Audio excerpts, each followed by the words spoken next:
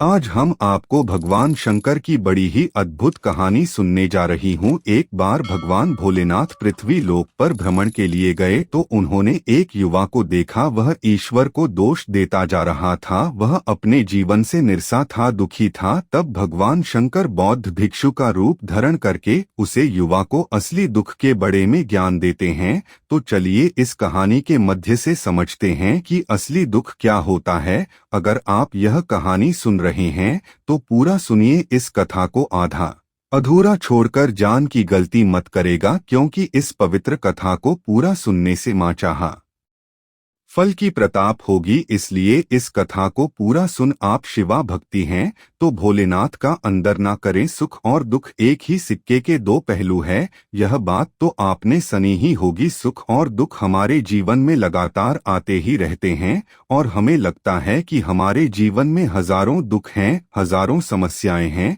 लेकिन अगर आप वास्तविक तौर पर देखें, अगर आप इस बात को अच्छी तरह से समझे तो आप यह समझ पाएंगे कि हमारे जीवन में केवल एक ही दुख होता है। और दुख क्या है वो हम इस कहानी के मध्य से जानेंगे। और उसे दुख का निवारण, उसे दुख का समाधान क्या है वो भी हम इस कहानी में ही जानेंगे। तो इस कहानी के अंत तक जरूर बने रहिए। एक समय की बात है, एक गांव में एक व्यक्ति राहत था। उसका नाम सोनू था। वह बड़ा आलसी था और अपने जीवन से बहुत निराशा था। और उसका कारण यह था कि उसने अब तक अपने जीवन में कुछ भी हासिल नहीं किया था। वह कुछ भी नहीं करता था। उसके घर वाले भी इस बात से बहुत परेशान रहते थे। वे चाहते थे कि वे बाहर जाकर कुछ अच्छा काम करें, कोई अच्छी नौकरी कर ले, लेकिन वह उनकी एक नहीं सुनता था। घर वाले दूसरों का उदाहरण देकर उसे तानी मारते थे, उसे तरह तरह की बातें कहते थे, लेकिन उसे कोई फर्क नहीं पड़ता था। जबकि उसके सारे मित्र कामयाब हो चुके थे, कोई अच्छा व्यापार कर रहा था तो कोई अच्छी नौकरी कर रहा था। जी करण जब भी वो लोग मिलते तो वे लोग अपनी बाढ़ चढ़कर बनाई किया करते हैं, लेकिन सोनू कुछ नहीं करता था। जी करण जब भी कोई उससे पूछता कि तुम क्या कर रहे हो तो वह कुछ नहीं का पता। उसे यह खाने में बहुत शर्म महसूस होती थी कि वह कुछ नहीं करता। वह हमेशा सबसे केवल एक ही बात कहता था कि मैं कोशिश कर रहा हूँ, लेकिन उसकी कोशिशें का कोई भी फल किसी को नजर नहीं आ रहा था। देखते ही देखते अब ऐसा समय आ चुका था कि सोनू सभी से मुंह चपटा फिरता ताकि कोई उसे यह ना पूछ ले कि तुम क्या करते हो। जी करण वह कभी किसी के सामने भी नहीं आता था। धीरे धीरे उसका माँ दुखी होने लगा था। वह बहुत निराशा रहने संगीत लगा। धरती पर बोझ है। जी करण वह अपने आप को बहुत अकेला महसूस करता, बहुत तन्हा महसूस। एक दिन तो उसके माँ में यह भी विचार उत्पन्न होने लगे कि मेरे हाथों में कुछ नहीं है तो मैं क्या कर सकता हूँ। अकेले बैठकर वह रोता रहा और भगवान को दोष देता रहा। एक दिन छुपता छुपाते वह घर से निकालकर कहानी जा रहा था। तभी उसने रास्ते में देखा कि एक बौद्ध भिक्षु लोगों को प्रवचन दे रहे हैं और प्रवचन में वह दुख की बातें कर रहे हैं। सोनू कुछ डर के लिए अपना मुंह छुपकर वहीं पर खड़ा हो गया ताकि उसे कोई देख ना ले, और चुपचाप भी उन भिक्षु की बातें सुन रहा था। बौद्ध भिक्षु सभी को प्रवचन में कह रहे थे कि दुख हमारा सबसे बड़ा साथी है। हमें दुख अपने जीवन के बड़े में समझता है और हमें सही जीने का तरीका संगीत बल्कि आप दिन भर दिन और कमजोर होते जाएंगे, निराशा होते जाएंगे। सोनू छुप छुप कर उन बौद्ध भिक्षु की ये सारी बातें सुन रहा था। जैसे ही उपदेश खत्म हुआ वह उन बौद्ध भिक्षु के पास पहुंच उन्हें प्रणाम करके वह कहता है महात्मा, अभी आप कुछ देर पहले दुख को गुरु बता रहे थे। आप कह रहे थे कि दुखों से हमें सीखना चाहिए, हमें उन्हें अपना गुरु बनाना चाहिए। लेकिन मैं भी तो अपने दुखों से परेशान हूँ, अपने जीवन से परेशान हूँ। मैंने अब तक जो दुख झेला है, मुझे तो कभी ऐसा प्रतीत नहीं हुआ कि मेरे दुख मुझे कुछ सिखा रहे हैं, बल्कि मुझे तो हमेशा यही लगता है कि वो मुझे पीड़ा दे रहे हैं, तकलीफ दे रहे हैं। पर दुख की पीड़ बहुत भयंकर होती है। ऐसा लगता है अब इसके बाद हमारा जीवन समाप्त हो जाएगा, इसके बाद हमें कुछ नहीं मिलने वाला और यहाँ तक कि हमें मृत्यु भी उसके सामने कम लगती है। जब लोग तानी मारते हैं, जब लोग यह कहते हैं कि तुम क्या कर रहे हो, तो माँ बहुत ठिस पहुँचती है और मैं उनसे कुछ नहीं का पता। सोनू की यह सारी बातें सुनकर वो बौद्ध भिक्षुक सोनू से कहते, और तुम दुख के बड़े में ऐसी बातें। सोनू ने अपने ऊपर भी दी हुई सारी बातें उन बौद्ध भिक्षु को बता दी और खाने लगा है। महात्मा, क्या आपके पास मेरे दुख का कोई समाधान है? सोनू की यह बात सुनकर वो बौद्ध भिक्षु मुस्कुराने लगे और सोनू से कहते हैं, बेटा, जब तुम्हारे जीवन में कोई असली दुख है तब तुम मेरे पास आना, मैं इसका समाधान तुम्हें अवश्य बताऊंगा। उन बौद्ध भूषण यू की सोनू थोड़ा सा अचरज में पड़ गया। उसे यह समझ नहीं आ रहा था कि क्या उसने अब तक जो दुख झेला है वह असली दुख नहीं है। उसने जो अब तक पीड़ा ही सही है, जो तानी सही हैं, जो तकलीफें उठाई हैं, क्या वह असली दुख नहीं है? आगे वह माहिमा अपने आप से कहता है कि जब मुझे मेरे अपने नहीं समझ पे तो ये बौद्ध भिक्षु मुझे क्या समझेंगे। इतना सोचकर वह वहां से चला गया। सभी लोगों के तानी सुन सुनकर सोनू बहुत थक चुका था, तो बहुत निराशा हो चुका था। जी करण उसने निर्णय लिया कि वह अब कुछ करके दिखाएगा। उसने अपने पिता से थोड़ा सा रुपया लिया और उसे रुपया से उसने एक व्यापार शुरू किया। उसके पिता बहुत खुश थे कि कम से कम मेरा बेटा कुछ करने का प्रयास तो कर रहा है, लेकिन उसे व्यापार में कोई सफलता नहीं मिल रही थी। जी करण वह बहुत ही हताश हो चुका था, वह बहुत निराशा हो चुका था। उसे यह समझ नहीं आ रहा था कि वह क्या करें, किस तरह से अपने व्यापार को आगे बढ़ाई। तभी उसके पिता ने उससे कहा, बेटा कोई बात नहीं, इसी तरह से प्रयास करते रहो, आज नहीं तो कल सफलता अवश्य मिलेगी। सोनू ने अपने पिता की बात मानी और अपने व्यापार में और भी कभी मेहनत करने लगा। धीरे धीरे उसे सफलता मिलने लगी और फिर उसने रफ्तार पकड़ ली। देखते ही देखते केवल 3 सालों के अंदर वह एक बहुत बड़ा व्यापारी बन गया। अब उसके पास धन दौलत की कोई कमी नहीं थी। लोग जो से पहले नापसंद किया करते थे अब उसे पसंद करते थे, उसकी चिंता करते थे, उसके कार्यों की सराहना करते थे। उसके माता पिता भी अब अपने बेटे से बहुत खुश थे और उसकी सफलता से वे अत्यंत प्रसन्न थे। धीरे धीरे सोनू के मित्रों के संख्या लगातार बढ़नी जा रही थी। सोनू के कुछ मित्रों ने उसे यह भी सलाह दी कि उसे अपना व्यापार और तेजी से बढ़ाना चाहिए, उसे और फैलाना चाहिए। जब तुम आज केवल इस नगर के सबसे बड़े व्यापारी हो तब तुम इतना खुश हो, तुम्हारे साथ ये सारे लोग हैं। वहीं पर तुम सोचो कि जब तुम इस राज्य के सबसे बड़े व्यापारी बन जाओगे तब तुम्हारे यहाँ पर लोगों की भीड़ गजाएगी, लोग तुमसे मिलने के लिए समय निकलेंगे। यहाँ तक कि इस राज्य का राजा भी तुमसे मिलन चाहेगा, तुम्हारी तारीफ करेगा और यदि कभी ऐसी जरूर आंच पड़ी तो वह तुमसे धन भी उधार लेने के लिए अवश्य आएगा। सोनू को अपने दोस्त की यह बात बहुत पसंद आई। सोनू ने सोचा कि मेरे मित्र सही कह रहे हैं, मुझे अपने व्यापार को और बड़ा करना चाहिए और फैलाना चाहिए, तभी तो हर कोई मेरे बड़े में जान सकेगा, हर कोई मुझे पहचाना। संगीत जी करण उसने कुछ अनुचित कम उठा ताकि उसका व्यापार जल्दी से जल्दी और बड़ा हो जाए। उसने कई लोगों से अधिक मंत्र में धन उधार ले लिया, जिससे उसके ऊपर अब काफी रन हो चुका था। और इतना ही नहीं, वो यहाँ पर नहीं रुक, उसने अधिक से अधिक मुनाफा कमाने के चक्कर में अपने माल की गुणवत्ता को भी खराब कर दिया, जिससे अब उसके माल में वह बात नहीं रह गई थी जो पहले हुआ करती थी। लेकिन वह अपने मित्रों की बात सुनता रहा, जैसा उसके मित्र कहते थे वो वैसा ही करता चला जा रहा था। यहाँ तक कि उसने अपने व्यापार को और भी तीव्रता से बढ़ाने के लिए अपने दूसरे छोटे व्यापारियों के खिलाफ षड्यंत्र भी रचना शुरू कर दिया। जी करण उसके माँ में अब पहले जैसा वह सुकून नहीं था, उसे अब रातों को नींद नहीं आई थी। वह केवल एक ही विचार में लगा रहता था कि किस तरह से उसका व्यापार पूरे राज्य में फैल जाएगा और वह इस राज्य का सबसे बड़ा व्यापारी बन जाएगा जी। करण वह दिन रात केवल इसी मेहनत में लगा राहत वह किसका व्यापार जल्दी से जल्दी और बड़ा हो जाए। हालांकि उसके पास अब सब कुछ था, धन दौलत, अच्छा घर, गाड़ियां, नौकर जाकर, सभी सुख सुविधा, लेकिन उसके बावजूद भी वो उन चीजों का लाभ नहीं उठा का रहा था, क्योंकि उसका पूरा ध्यान केवल अपने व्यापार को और उन्नति पर ले जाना था। एक दिन सोनू अपने रथ पर बैठकर एक मार्ग से होकर गुजर रहा था। तभी रास्ते में उन्हें गुरुवार का आश्रम भारत यह देखकर वह उन बौद्ध भिक्षु के पास गया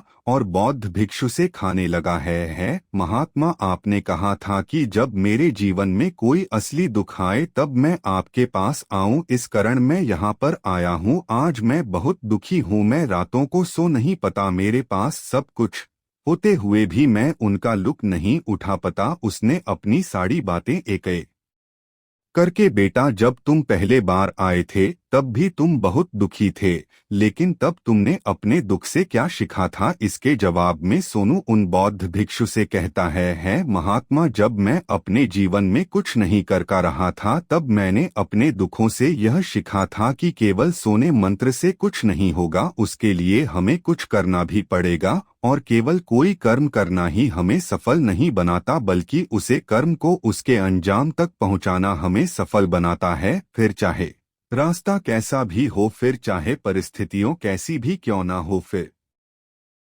चाहे कितनी ही बढ़ाए आपके रास्ते में क्यों ना ए जाए, चाहे ऐसा क्यों ना लगे कि अब आपके जीवन में कुछ नहीं बचा और आप कुछ नहीं कर सकते, तब भी हौसला बनाए रखो, उम्मीद ना छोड़े और अपने कार्य पर डेट रहो, यह सोचकर कि जब तक मैं अपने कार्य को सफल नहीं कर लेट, जब तक मैं अपने लक्ष्य तक नहीं पहुंच जाता, तब तक मैं इस कार्य को करता रहूंगा, मैं इस कार्य में अवश्य सफल होकर ही रहूंगा। जबकि बाकी लोग केवल सफल लोगों को महत्व देते हैं, उनके कर्मों को नहीं। सोनू की यह सारी बातें सुनकर वह बौद्ध भिक्षु मुस्कुराने लगे और इस सोनू से कहते हैं, बेटा जब तुम्हारे जीवन में असली दुख आए तब तुम मेरे पास आना, मैं तुम्हारी समस्या का समाधान अवश्य करूंगा। इतना कहकर वह बौद्ध भिक्षु वहां से उठकर चले गए। सोनू एक बार फिर से उनकी यह बातें सुनकर आश्चर्यचकित रह गया। उसे अब यह समझ नहीं आ रहा था कि क्या उसने जो दुख देखा है, उससे जो तकलीफ है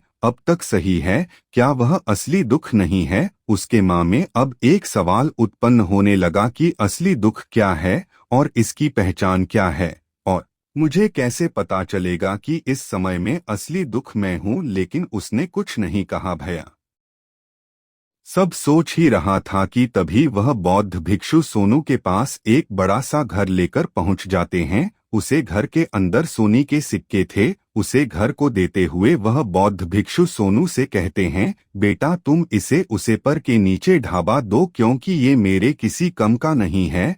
जब मुझे इसकी जरूर पड़ेगी तब मैं वहां से खोदकर इसे निकलेगा, लेकिन अभी के लिए इसे वहां पर मिट्टी के नीचे ढाबा दो। सोनू ने उसे बौद्ध भिक्षु की बात मान ली और वो घर उसे पर के नीचे जाकर मिट्टी में ढाबा दिया। इतना करके वह गुरुवार को प्रणाम करता है और वहां से वापस अपने घर की ओर लौट जाता है। धीरे धीरे समय बिताता गया। समय के साथ साथ सोनू व्यापार में और भी ज्यादा उन्नति कर चुका था, लेकिन माल की गुणवत्ता अच्छी न होने के कारण अब उसके व्यापार में घाट होने लगा और धीरे धीरे ऐसा समय आया कि उसका व्यापार पूरी तरह से चौपट हो गया। संगीत लेकिन वह तो यह सोचकर निश्चित था कि उसने जो कुछ भी कर्ज लिए हैं वो कर्ज उसने अपने मित्रों से लिए हैं जी, कारण वह उन्हें लौट आने में थोड़ी डर अवश्य कर सकता है। वह तो यह सोच रहा था कि उसके मित्र उसका बुरे समय पर साथ देंगे, लेकिन सबसे पहले उसके मित्र ही उसे अपना कर्ज वापस लौट की मांग करने लगे। तब सोनू को एहसास हुआ कि कोई भी अपना नहीं है। उसने अपने मित्रों से उसे कर्ज को लौट के लिए थोड़ी सी मोहलत मांगी, लेकिन सोनू के किसी भी मित्र ने उसे कर्ज लौट के लिए वह मोहलत नहीं दी, बल्कि वे लोगों से जान से करने की धमकी देने लगे। अपने मित्रों के मुंह से यह सब सुनकर सोनू बहुत ही आश्चर्यचकित रह गया। वह जो कुछ सोच रहा था सब कुछ उल्टा पड़ गया जी। व्यापार के चलते उसके इतने मित्र बने थे, इतने शुभचिंतक बने थे, वे सब उससे दूर जान लगे थे।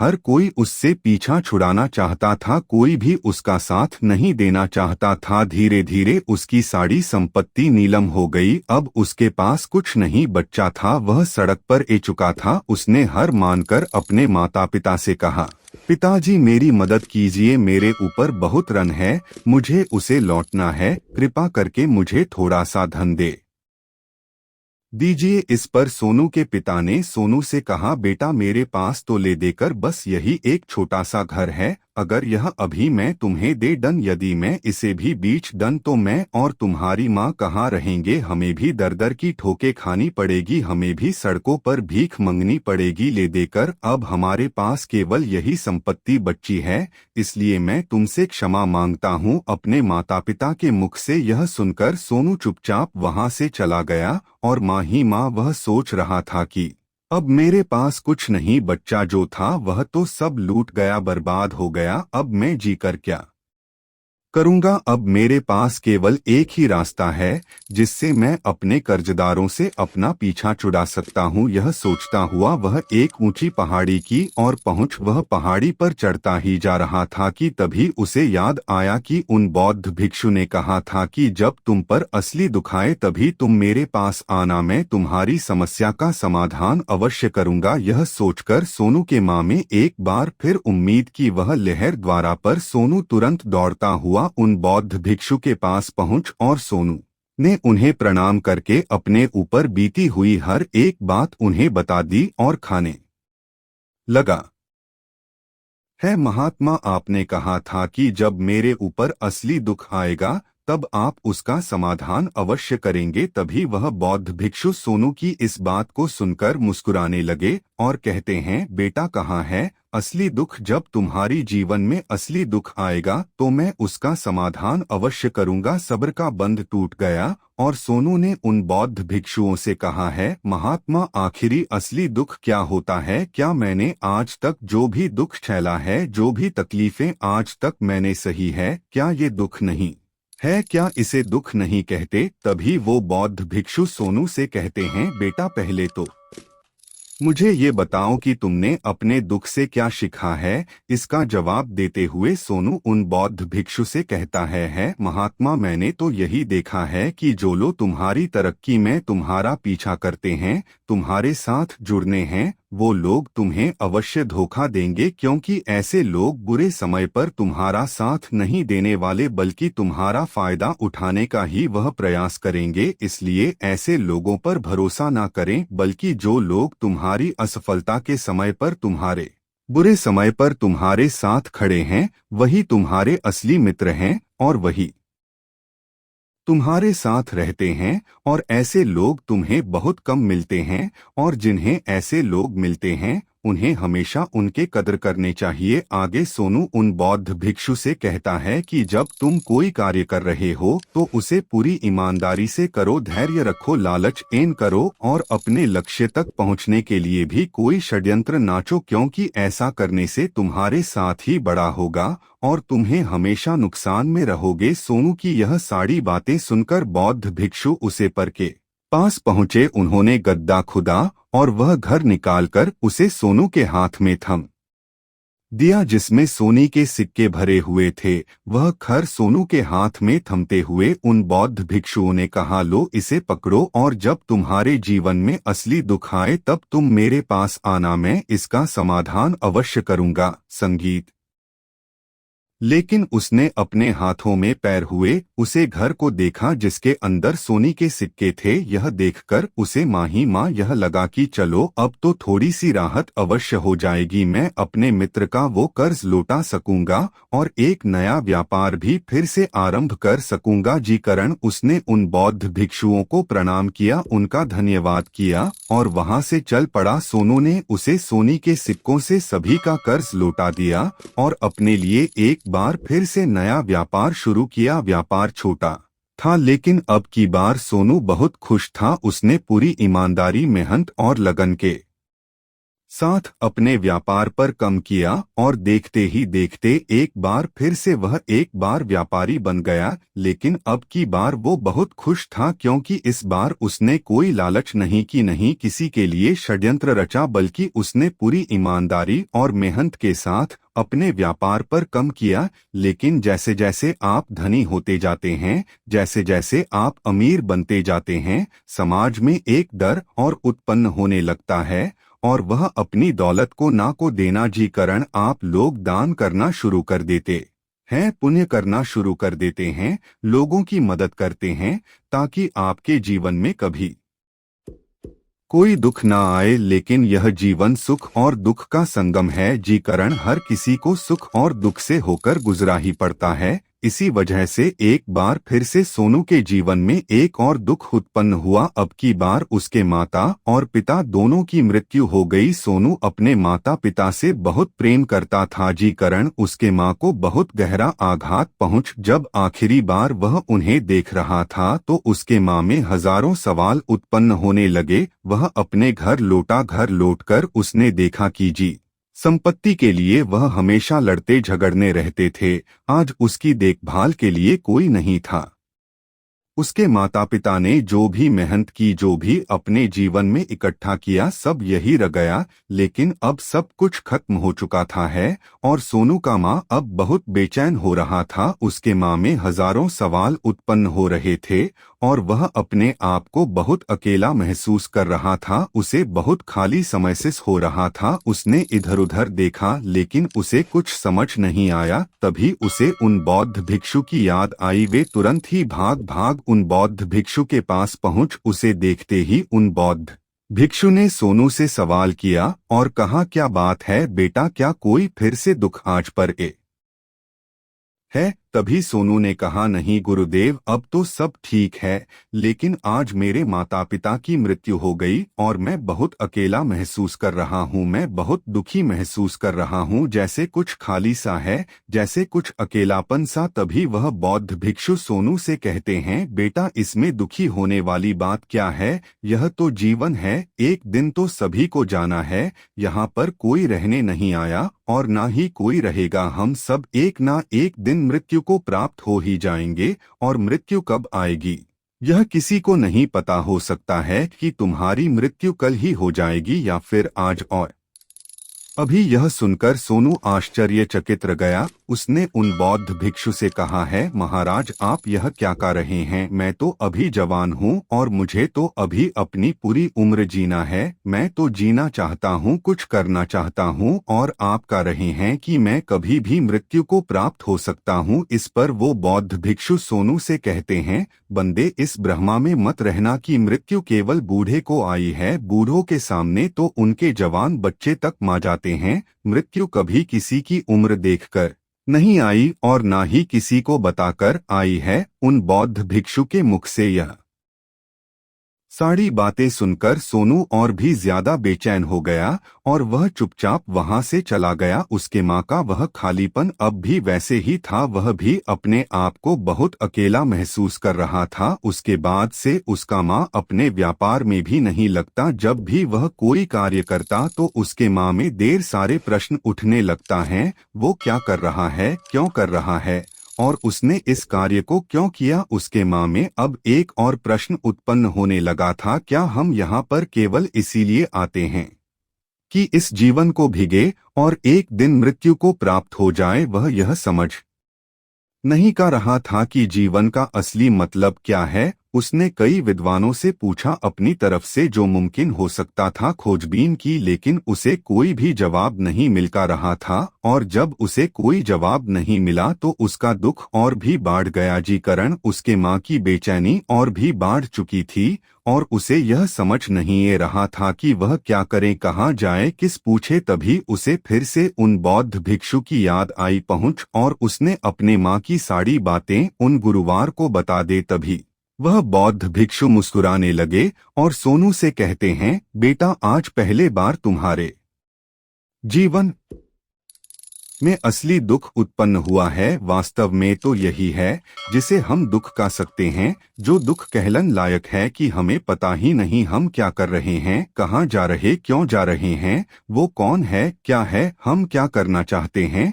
तभी सोनू ने कहा है, महात्मा मेरे इस दुख का समाधान कीजिए, मुझे इस दुख का निवारण दीजिए। तभी वह बौद्ध भिक्षु सोनू से कहते हैं, हम सबके अंदर क्रोध, लालच, लाभ जैसी कई वासनाएं हमारे अंदर घर घर के बैठ जाती हैं, जी कारण हम अपने जीवन को टुकड़ों में जीते हैं और हमारी चेतन कभी एक नहीं हो पाती। हम कभी एक जगह सोच नहीं पाते, समझ नहीं पाते और हमारी ऊर्जा शक्ति भी पूरी तरह से छिन्न भिन्न हो जाती है। और आजकल के दौर में हमारे पास तो इतना भी समय नहीं कि हम एक पाल निकाल करके एक पाल के लिए मोड़ कर अपने आप को देख सकें, अपने आप को समझ सके। वास्तविकता में हर कोई यहाँ पर अपने जीवन भर केवल दुख दुख का कर चिल्लाता राहत है, उसका समाधान निकालना का हर मुमकिन प्रयास करता है। लेकिन जिसे हम दुख समझते हैं वह तो दुख है ही नहीं, तो इसका समाधान आपको कहाँ से मिलेगा। यह तो परिस्थितियों हैं जिसके कारण हम अपने आप को दुखी समझते हैं, अपने आप को टाकली में समझते हैं। जैसे हम एक स्थिति से निकलते हम किसी दूसरी स्थिति में फंस कर रह जाते, जी प्रकार हम पहले समस्या का सामना करते हैं, इस प्रकार हम दूसरी समस्या का भी सामना करते रह जाते हैं। और जब हम इन परिस्थितियों से हार मान लेते हैं, जब हमें लगता है कि अब कोई रास्ता नहीं बचा, तब हमारे सामने हमें केवल एक ही रास्ता नजर आता है और वह है मृत्यु। लेकिन यह कोई समाधान नहीं है, यह कोई रास्ता नहीं है। इसलिए यदि आप सचमुच अपनी समस्याओं का समाधान चाहते हैं तो अपने आप को इकट्ठा करना सीखें, अपनी ऊर्जा को इस संसार में वापस कीजिए, उसे एक कर और अपने ऊपर ध्यान लगा। मृत्यु से पहले अपने आप को पहचानो, अपने आप को जानो, अपने आप को बिखरने ना दो। तभी सोनू बौद्ध भिक्षु से कहता है महाराज, तो क्या हमें इस जीवन को नहीं जीना चाहिए, क्या हमें अपनी इच्छाओं को नहीं पूरा करना चाहिए। तभी वह बौद्ध भिक्षु सोनू के इस सवाल का जवाब देते हुए कहते हैं कि हमें किसी से भी लगाव नहीं रखना चाहिए, हमें अपनी इच्छाओं को मार देना चाहिए, हमें संपत्ति इकट्ठा नहीं करनी चाहिए, क्योंकि हम मनुष्य की इच्छाएं, कामनाएं, वासनाएं ऐसे होती हैं जैसे मानो कि एक पर्वत से गिरता हुआ झरना, जी पर किसी का नियंत्रण नहीं है सिवाय देखते रहने की और परेशान होने के। लेकिन जब तुम अपने ऊपर ध्यान देने लगता हो तब तुम अपने आप को पहचान जाते हो, समझ जाते हो, तब तुम इस पर नियंत्रण कर सकते हो, तब इच्छाएं भी तुम्हारे वाश में होती है।